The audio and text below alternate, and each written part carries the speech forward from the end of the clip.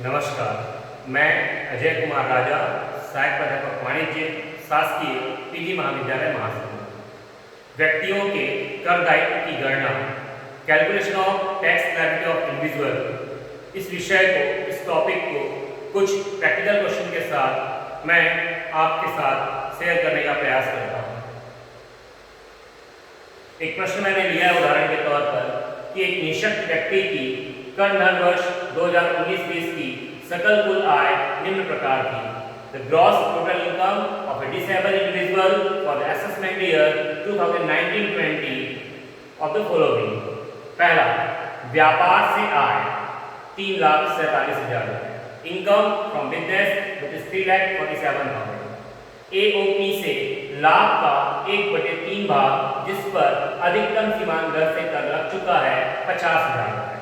1/3 share from AOP which has been taxed at maximum marginal rate which is 50,000।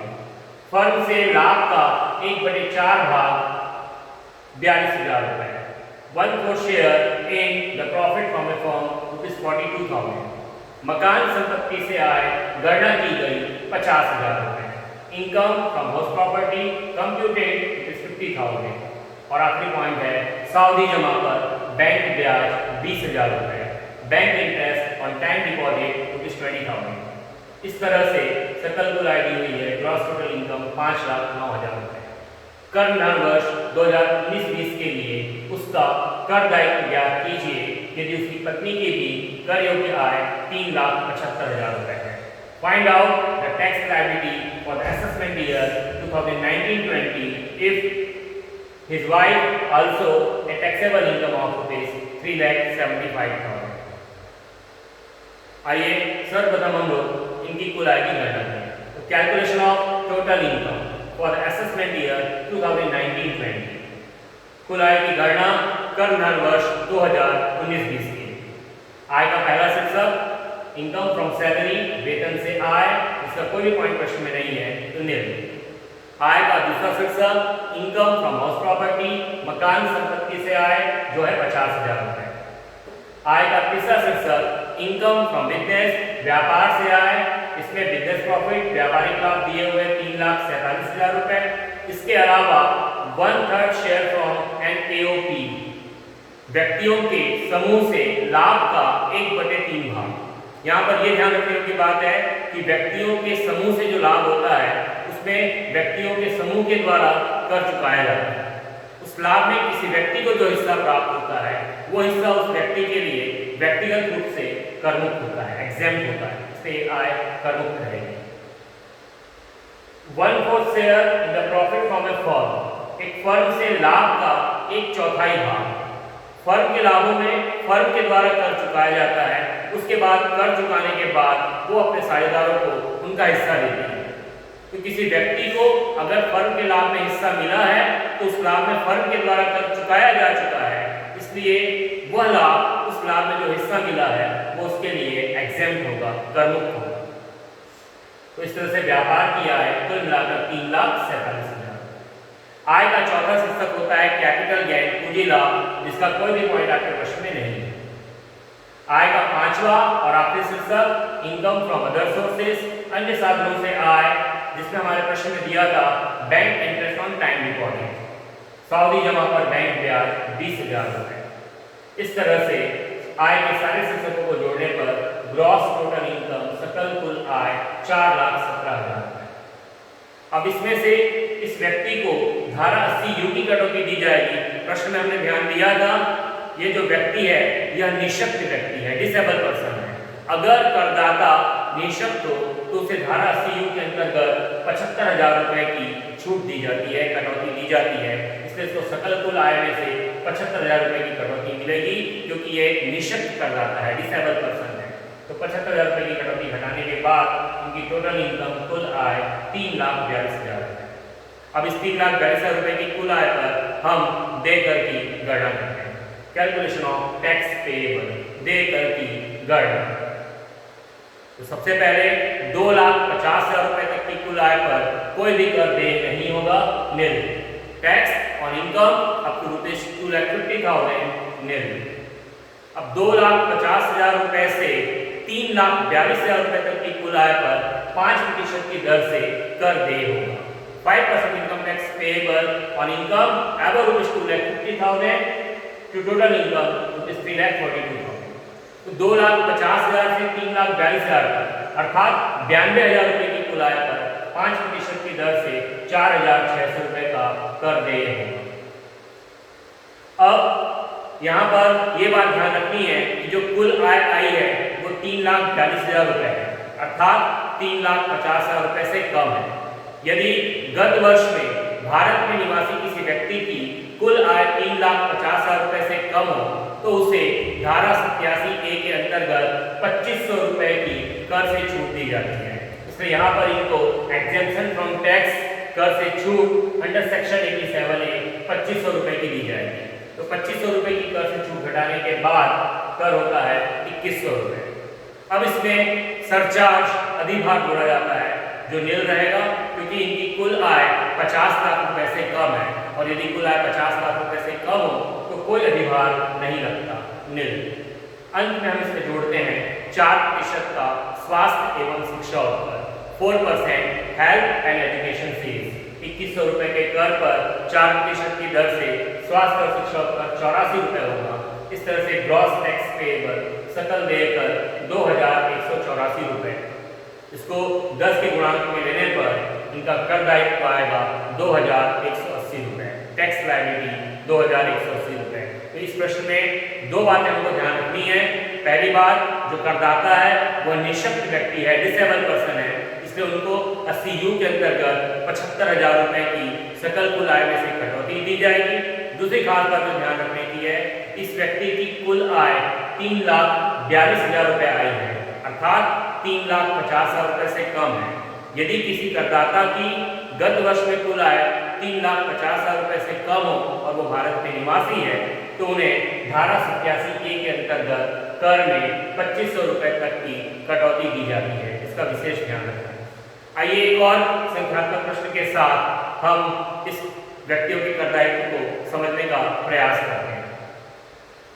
एक प्रश्न और मैंने आपके समक्ष रखा है कि निम्न सूचनाओं से कर वर्ष 2019-20 के लिए श्रीमती रानी की कुल आय और शुद्ध कर दायित्व की गणना कीजिए। From the following information, compute total income and net tax liability of Mrs. Rani for the assessment year 2019-20। पहला शीर्षक मकान संपत्ति से आय गणना कीजिए। Income from house property computed 95,000।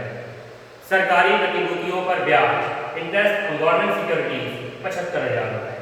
Lottery से जीत विनिंग फ्रॉम लॉटरी 1 लाख रुपए। प्रधानमंत्री राष्ट्रीय सहायता कोष में चेक द्वारा दान donation to PM national relief fund by cheque 50,000 रुपए।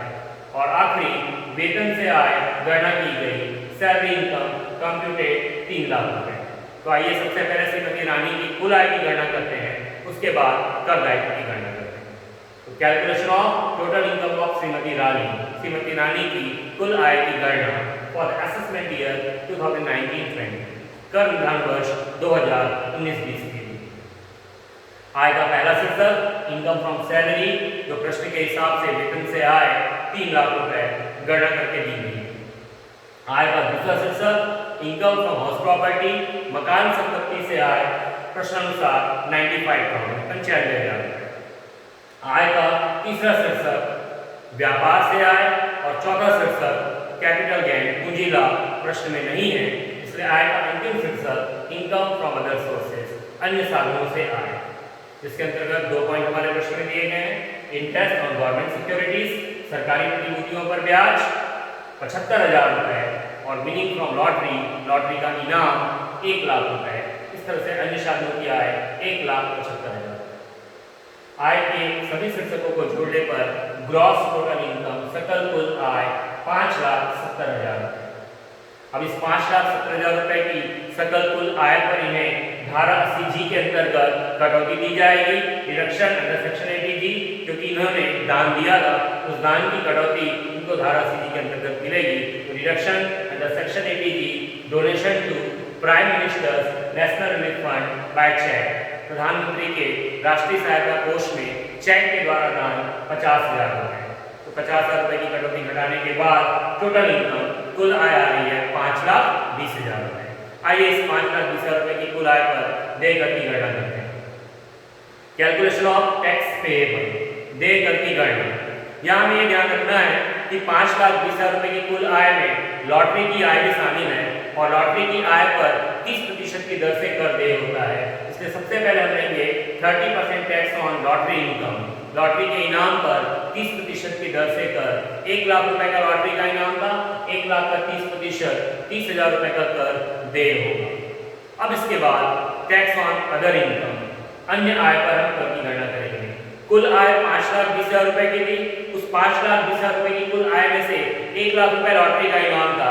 उस 1 लाख रुपए के लॉटरी के इनाम पर हम 30% कर पहले ही लगा चुके हैं, तो 5,20,000 में से 1 लाख रुपए हम कम कर दें तो अब हमें 4,20,000 रुपए की आय पर कर निकालना है नियमानुसार। तो 2,50,000 रुपए तक की आय पर कोई भी कर देय नहीं होगा। Tax on income up to 50,000 nil तथा 2,50,000 रुपए से 4,20,000 रुपए तक की अन्य कुल आय पर 5% की दर से कर देय होगा। 5% tax on income up to 50,000 to rupees 4,20,000। 2,50,000 से 4,20,000 रुपए तक अर्थात 1,70,000 रुपए पर 5% की दर से 8,500 रुपए का कर देय होगा।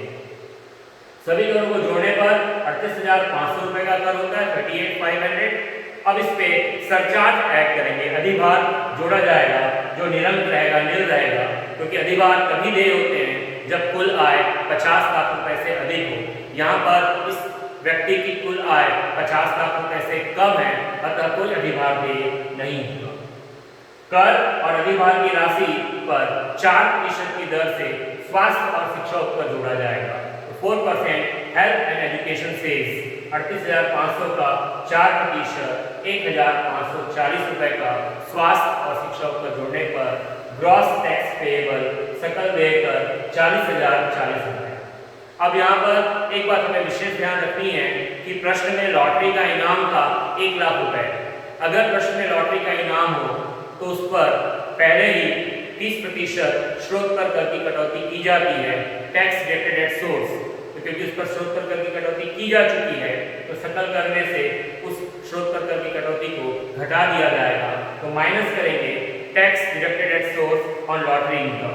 लॉटरी की आय पर स्रोत पर कर की कटौती 1 लाख रुपए का 30%, 30,000 रुपए घटाने के बाद नेट टैक्स पेएबल शुद्ध देय कर 10,040 रुपए। ये इस व्यक्ति का कर दायित्व हुआ 10,040 रुपए। तो इस प्रश्न की सबसे महत्वपूर्ण बात यह ध्यान रखनी है कि प्रश्न में लॉटरी का इनाम 1 लाख रुपए है। अगर लॉटरी का इनाम 1 लाख रुपए है तो उस पर 30% की दर से कर देय होगा। इसे लॉटरी की आय पर 1 लाख रुपए पर 30% कर की गणना की जाएगी। हमने कुल आय 5,20,000 रुपए निकाली थी। उस 5,20,000 रुपए की कुल आय पर 1 लाख रुपए लॉटरी का इनाम अगर हम अलग कर दें तो अन्य कुल आय 4,20,000 रुपए पर होती है। उस 4,20,000 रुपए की अन्य कुल आय पर हम अपने नियमों के अनुसार कर की गणना करेंगे।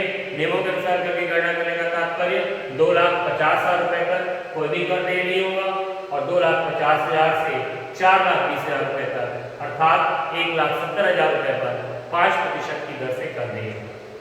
ये बात इस प्रश्न में विशेष ध्यान रखने की है।